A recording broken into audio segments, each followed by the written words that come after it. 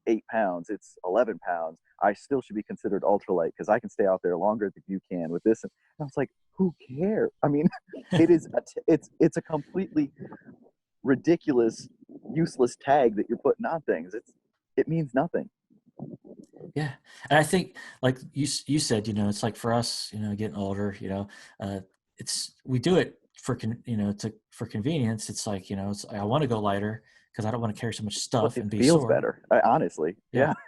And you're in good shape, man. You're buff.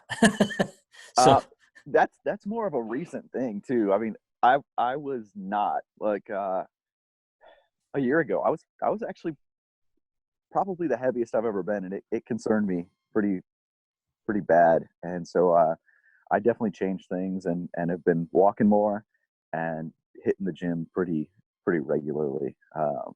Cause it's kind of we've got the pandemic going on, but then you've got the obesity thing. It's just too easy to fall into. Fast food is easy.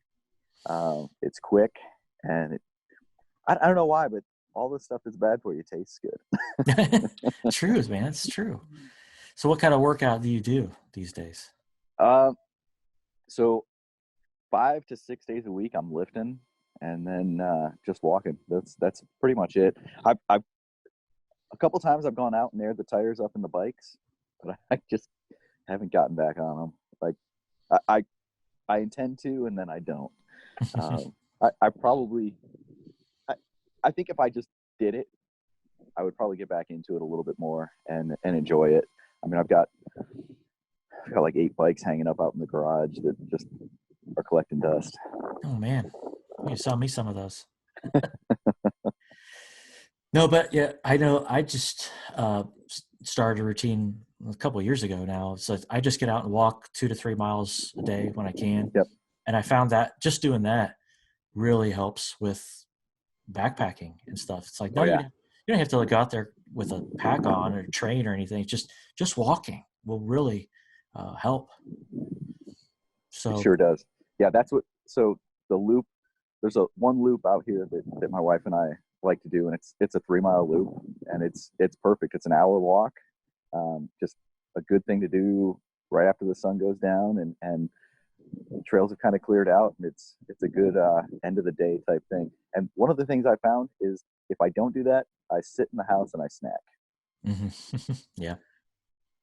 Yeah, that's the bad thing about this pandemic thing. It's like there's always people talking about gaining so much weight. I think they even have a term for it. I think the pandemic something, COVID something, but like people just gaining weight. So thankfully, if there's anything good to come out of this thing, it's when it's hitting now here in April, March and April here in Ohio. So it's finally getting warmer. You Right. can go outside. I can at least go around the neighborhood and not freeze to death. But yeah, had it been 3 months ago, it would have been a different story for you. I can't even imagine if this would have hit in the dead of winter in January and you couldn't do anything at all. It would have been crazy. People would have been losing their minds. Yes. So we talked about gear and stuff. Something else that you're, I think, kind of pretty known for is, there's a couple things. It's hammocks, stoves. So you're like the stove. Yeah. I consider you like the stove master, man. How did you get into understanding stoves and all that stuff? So the true master is Hiram Cook. So he was doing it. When I started looking at stoves, getting back into backpacking, that's how I got into the alcohol stove thing. Was I found Hiram Cook on YouTube, and the guy has, I think, literally thousands of videos, all on different stoves, testing different stoves, testing the sweet spot height of a stove, different insulating materials from, a lot of us use either fiberglass or carbon felt. He was using cotton or sand or different gels and stuff that were out there. I mean, just trying all kinds of crazy stuff. So that guy definitely inspired me. But what happened was I haven't seen a video from him probably in 3+ years. And so there's been a void there, and new stuff has come out. And people like the guys at My Survival Pack reach out to me, and because I've done stove stuff, they're like, hey, do you want to test this out? Absolutely. And so I've tried to start that so that there's some information out there about the newer stuff that's still coming out. I've kind of taken a little bit of a break from the stove stuff. However, I did just redo the Spiguyver stove. Tried to work out a few of the issues that people have had with it, the issues I've had with it. So I think that one's ready to be seen again. Nice. Did you ever sell those, or? I haven't. I think it's just too easy to make for people to really. I mean, not for me. It's easy. I mean, it's a 10-minute job with a pair of scissors and a knife and a Sharpie. I mean, it's pretty easy. That's cool, man. Yeah, I think you've given a lot of good inspiration for that, for the stove thing. That's cool that you kind of stepped in and kept that going. Yeah. So the other thing was coffee, man. You have like a whole series on coffee, right? I just talked to Josh Ebersole, Subaru Josh. Oh yeah. And he's a big coffee guy, and he's like, I think Mark's got me beat on the coffee. Like take an AeroPress out on the trail, and that's like very awesome. So the AeroPress has kind of become my daily thing. I mean, the coffee I made this morning was with the AeroPress. At some time, either today or tomorrow, I probably will do a video of a new product that was sent to me that I am testing out. Pretty cool product. Not really sure it's backpacking. It's more travel related, but still a cool little product that I'll talk about. But yeah, I was not this into coffee 2 years ago. It's been a crazy evolution. I found, and a lot of this, it's like you find somebody on YouTube that you follow. For me, it was James Hoffman, a guy that's over in the UK. And so I follow his stuff, and it's really got me into like cupping and doing tastings, and trying multiple different beans from different places and figuring out what it is I like about coffee. And, I have very much evolved from what I liked 5-6 years ago. A cup of coffee to me then was the standard truck stop type coffee, the bitter, strong, dark sludge. Now it is a much more delicate, almost tea-like. It's something that, I like the light roasts. I am not a fan of the dark roasts at all. And picking out the subtleties in them, the different like citrus notes or berries or whatever that's hidden in there. It's been really cool to find that a natural coffee can be sweet, which, most people think of a coffee as this bitter type product, but it doesn't have to be. That's why most people put so much crap in their coffee, like sugar, and just completely ruin the flavor of it. Yeah. So do you, when you're out in the trail, and you do some pretty elaborate stuff making these coffees. So does it does it get annoying, or you find it like totally worth it to take all that stuff out, the extra weight and everything? Most of the time I find it completely worth it. It's kind of like if you enjoy a good craft beer, but every time you go and do a certain thing, you have to drink Bud Light. If you were to find a way to have your good beer on those times that you normally are doing Bud Light, it's going to be even better. And I think that's kind of how it's been. Is like the last OT trip where Chris and I were on it, Rain Man. I brought out some Ethiopian beans and some Costa Rican beans, and he was like, "Holy crap! I'm not just saying this. This is probably the best cup of coffee I've ever had." And it was in a beautiful setting. So I think you get like a double bang there.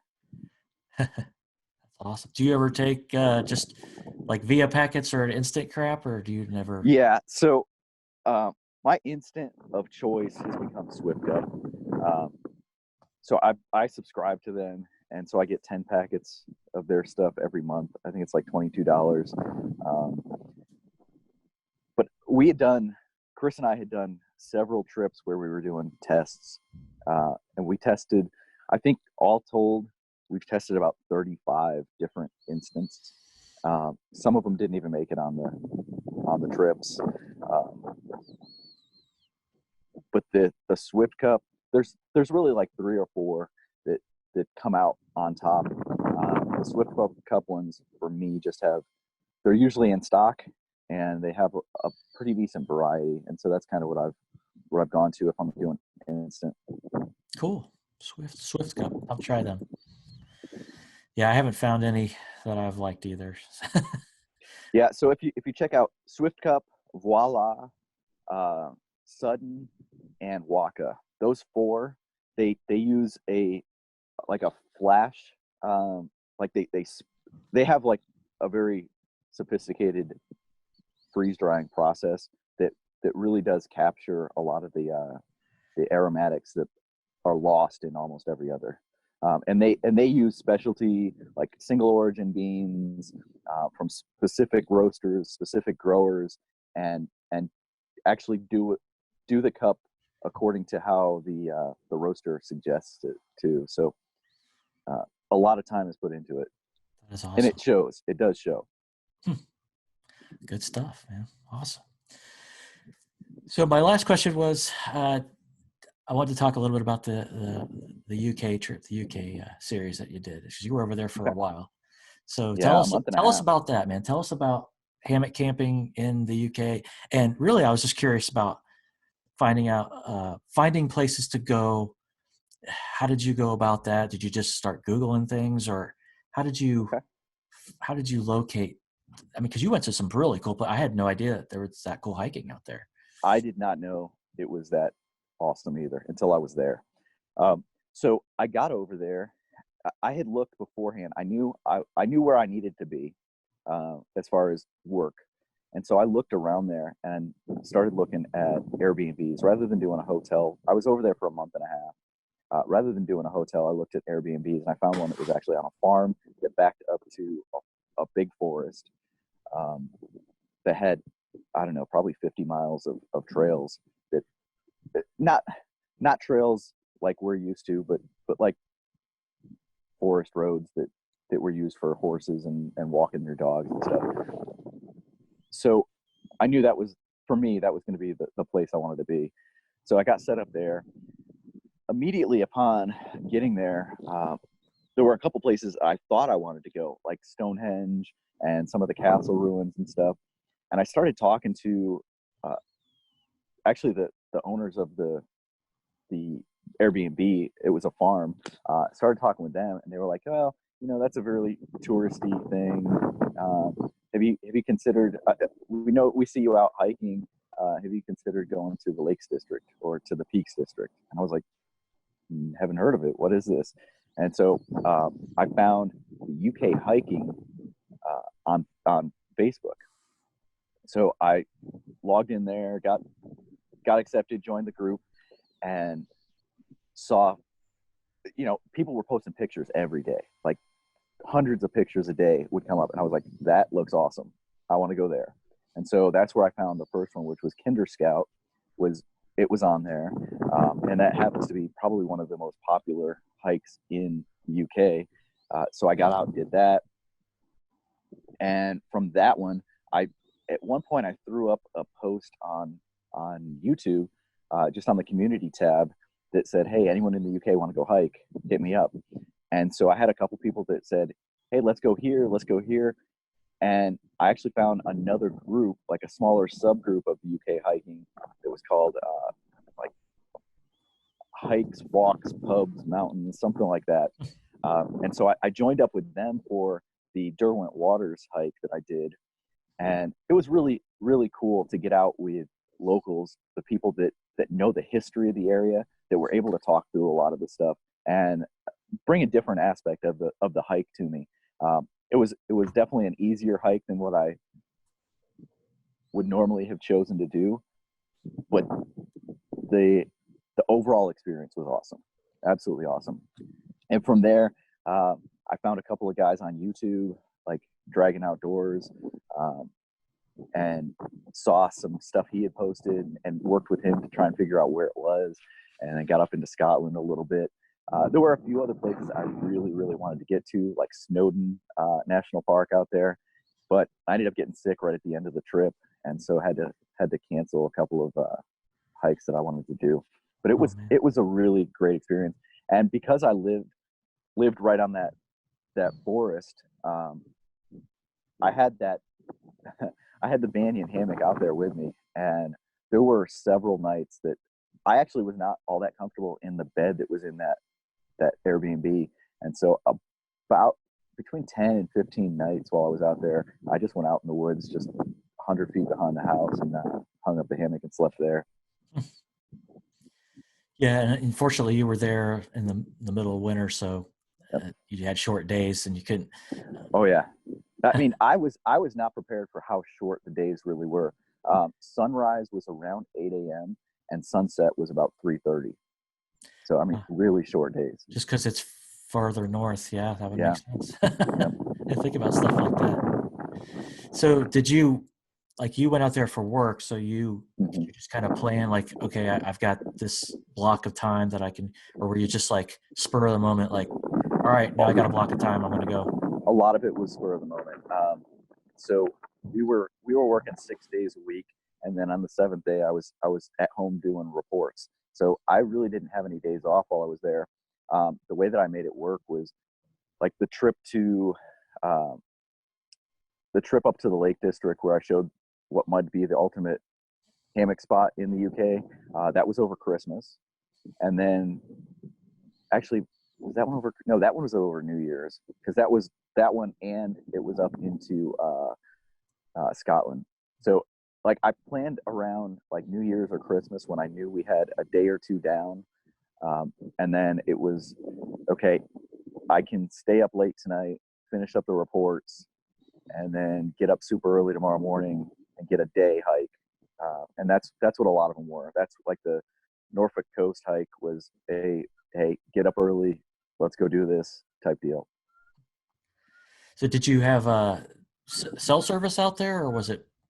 So logistically, and I still think I need to put together a video for anybody that wants to go do something like this. Logistically, it can be a nightmare. Cell service, you can do it, but to do like I've got AT&T. To use AT&T over there, it's $10 a day to transfer your plan over there. Or you can there's a $70 a month plan, but it gets you very limited. So what I ended up doing was right from the Visit Britain site, I went on Visit Britain and I rented what they call a TEP. I don't know what that even stands for, but it's a hotspot. It's a mobile hotspot. So I rented that, and so I turned all cell service off on my phone and just went Wi-Fi and everything, did Wi-Fi calls, and I had service in most places. As a matter of fact, I was doing work I think it was New Year's Eve. I was doing work from my hammock on my phone using that. That's awesome. Yeah. Wow. Now cool, the service wasn't great when you get out into those areas. You know, it's not LTE fast. It'll get it done, but it's going to take a while. It'll take a while. Yeah. Well, it's cool, man. I really enjoyed that series. It's really interesting especially the one I think where you went up. What was it? The best spot, the best hammock spot. Yeah. And you got up there. That was awesome. It was pretty. I was really surprised. Yeah. Scotland is one place that that's on my list, but who knows if I'll ever get there. But I have a friend who's from there, and okay. Man, it's like, oh, I want to go. I want to go so bad. Right. Yeah, it's beautiful. It really is. Yeah. So much history. Yeah, I think that's the thing.